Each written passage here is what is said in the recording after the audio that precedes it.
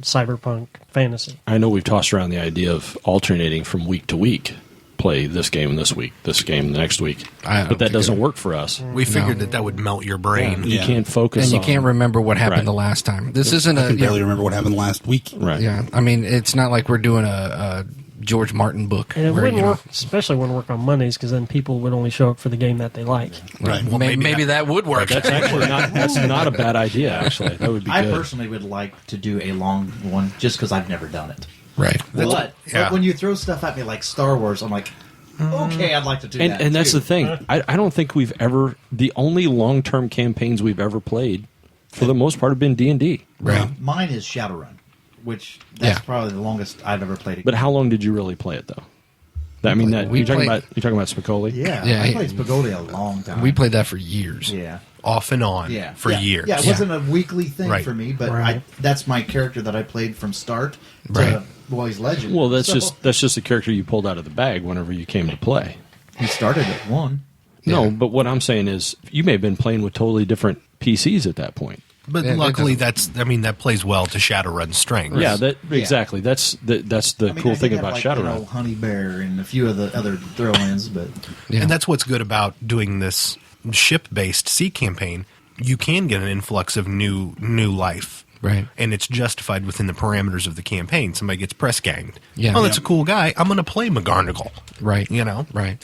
I don't know. I mean, I think that when you're talking about the High Seas campaign, I really do like it, and we proved that we can go back to a game. Now I'm still not really we stopped for a minute and played a little Shadowrun. Then we did the Victoriana game. Mm-hmm. Yep. Then we're back to enough Victoriana. Well, and I know, but still, especially since I missed the end. We're going. It's just you didn't have closure.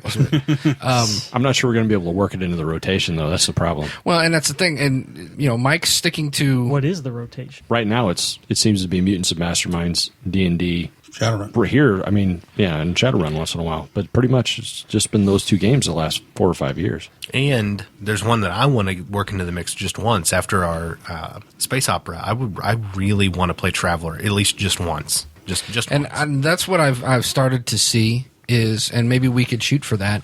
Mike running a long-term D&D campaign, being the Sea Princess campaign, broke up by periods of stuff that we interject just for a few, maybe 3-4 weeks, and then go right back to it. So that way it's the long-term campaign, and we still get to interject new and cool things that we've not done before. And the other way we could do that is we could end that section of the Swashbuckler campaign, our pirate campaign, by leaving it like a cliffhanger, like the old movie serials. Like my guy right now. I don't even know where I'm at. Well, I was talking to Mike about that Monday. I thought I was dead all this week. His character's captured. I'm pointing at Sean and Mark. Yes. Their characters are captured. And I told Mike, I said, that's potentially a third ship that we could be playing characters on. Yeah, right. Geared up for John Jameson. Totally different directions. Yeah. Oh no, variety within one game. Within one game, right. So I think variety's not a bad thing. It's not something that should be shunned, or I don't even think we really should worry about it. What we have to be cognizant of is if we truly want a long-term campaign, something where we do get guys up there in level, you just got to keep coming back to it. And if it's good quality, if there's a high quality to the game, you're going to want to go back to it. Right. Yeah. We did 4 seasons of the Mutants and Masterminds. Yeah, exactly. Yeah. And that was a lot of fun. I think you have to build that in advance. You got to say, all right, we're going to do 4 years of Superhero High. Well, yeah, it was easy to wrap your mind around it because everybody knows that you go through 4 years of high school If you're lucky.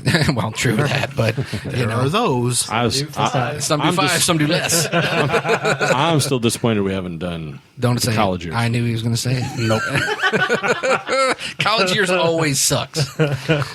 Every high school melodrama or social drama, when they move on to the college years, it always sucks. Right. It jumps the shark at graduation is exactly when that It's happens. got Tiffany Amber Thiessen, and it's all right. Is that still the case? Sure. Oh yeah, she's on White Collar. That's a great show. Oh, okay, Dude, fair enough. if she walked in the door right Here now, we go. There we go. Jason's favorite example. She's a little heavy right now. What? a little chunky side. little cushion for the pushing, buddy. A little thick. There it is. It's got to happen at least once every episode.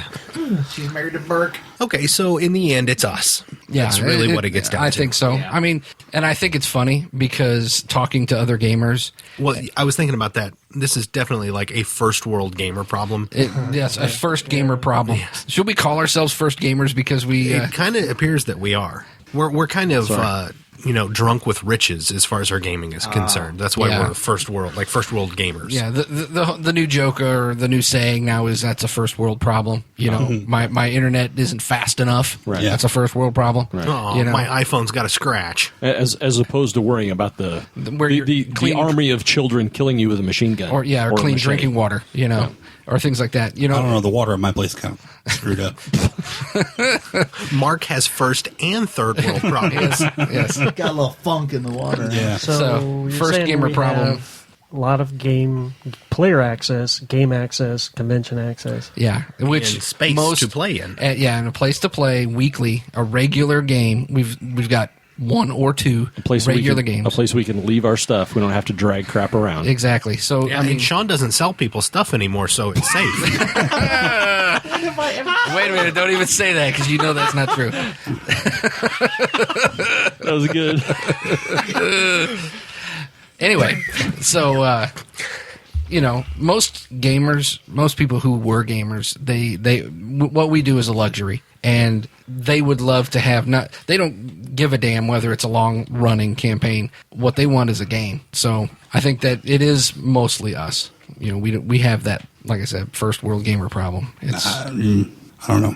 Once again trying to put aside my power gamer label that I was stuck with the other It's week. actually a branding. The no Scarlet label. Letter. And by the time this episode drops, that'll have been months ago. Yeah, well, Power gamer. The whole internet. if you look at the Star Wars characters that I've got right now, there's two sheets. There's the front cover sheet, and there's the second sheet, like on most character sheets. Then I've got my third sheet that I've got that plans out every level of that character from 1 to I think 9. So I'm well into the prestige class that I want to go into, because that's when the character's finally going to get cool. Now I know I'm probably not going to get much past 5th level, because that's the way our games run. But on the off chance that why I'm bother? wrong, I want to have that plan in place. Okay, well, I mean, Ed, that's a totally different topic, but you say that's when it gets cool. But what you really mean is that's when he starts really beating ass.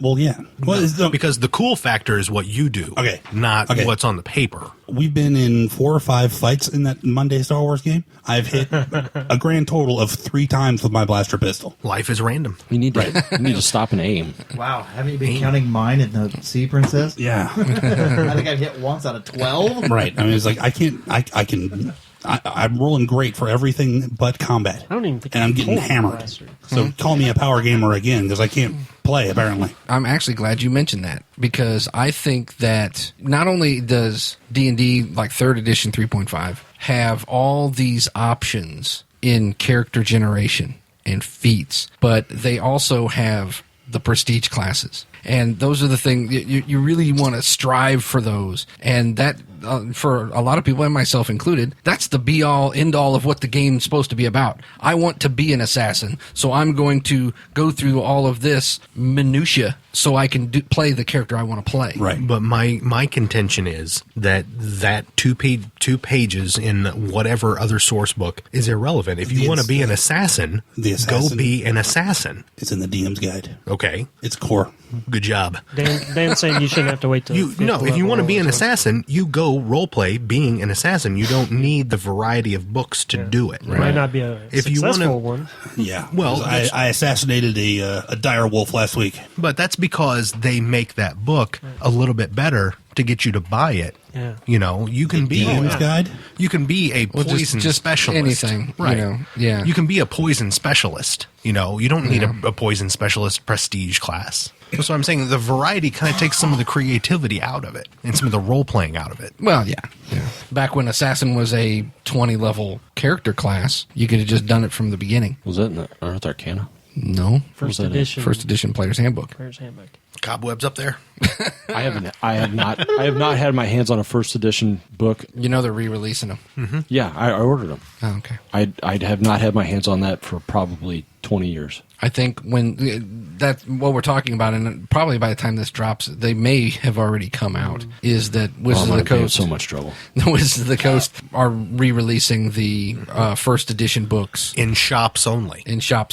And we collectively as a group are going to have a few copies. You know, I think that might be an interesting little I think that would be fun. side game to play. You don't know? think that might be a case where it's not good to meet your heroes? That's only for you, Dan. Oh, you mean don't relive the past? That's a saying for a reason. No, I know. Yeah. I know it's going to be Different than like, the way you it'll remember totally it. it'll totally be different. Yeah, but especially since we've rewired our brains so Sure. differently since I third gave up on rewiring my brain. I just don't care anymore. He has unwired his brain. Yeah.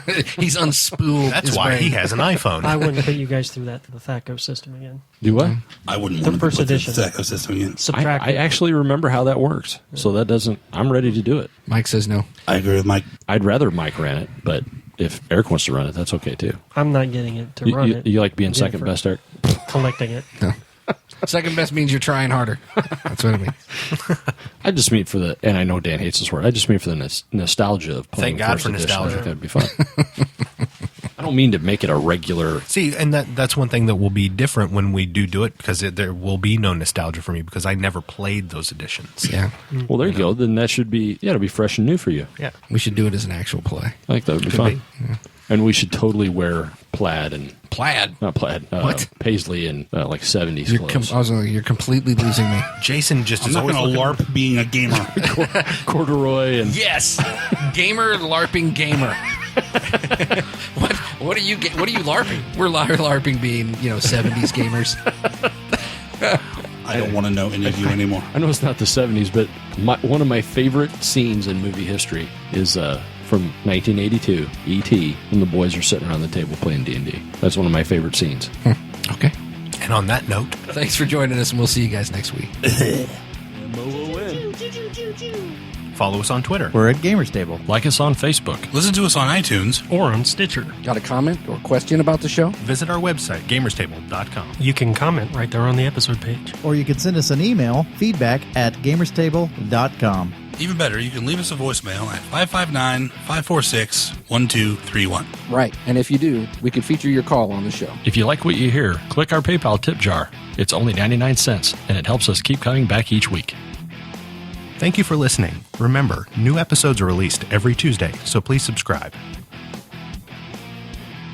Properties discussed during this podcast are the exclusive rights of their respective owners. Gamers Table is a registered trademark property of Side Tangent Productions.